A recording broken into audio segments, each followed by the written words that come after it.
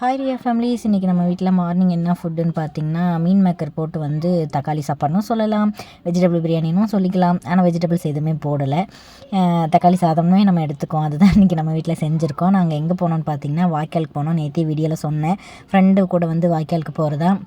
So வாய்க்காலுக்கு போயிட்டு இப்போ வீட்டுக்கு போயிட்டுருக்கோம். ட்ரெஸ் எல்லாம் வாஷ் பண்ணிவிட்டு போகிற வழியில் பார்த்திங்கன்னா, ஃப்ரெண்டு வந்துட்டு உளுந்து வடை, அதுக்கப்புறம் வடை, அப்புறம் உருளைக்கிழங்கு போண்டா இதெல்லாமே வாங்கியிருந்தா. சாப்பாடு செஞ்சு கொடுக்க முடியலடி, கோச்சுக்காத அப்படின்னு சொல்லிட்டு இதெல்லாமே வாங்கி கொடுத்தா. நாங்களும் திருப்தியாக சாப்பிட்டுட்டு டீயை குடிச்சிட்டு அங்கேருந்து கிளம்பிட்டோம்.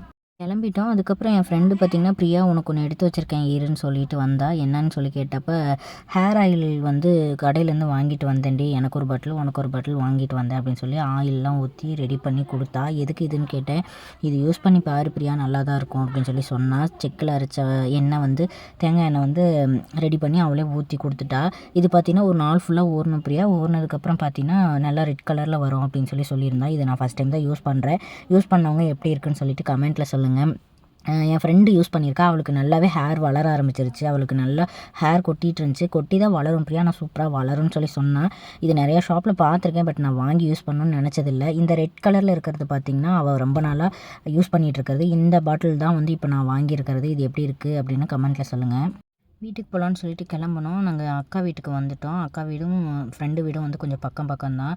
ஸோ அக்கா ஹஸ்பண்டும் வந்து கோயம்புத்தூர் வரைக்கும் போயிருக்காங்க. அதனால் வந்துட்டு நாங்கள் இங்கேயே வந்துவிட்டோம். அக்கா வீட்டிலே கொண்டு வந்து விட்டுட்டு போயிட்டாங்க. இன்றைக்கி நைட்டு பார்த்திங்கன்னா, அக்கா வீட்டில் வந்து ஒயிட் ரைஸும் நண்டும்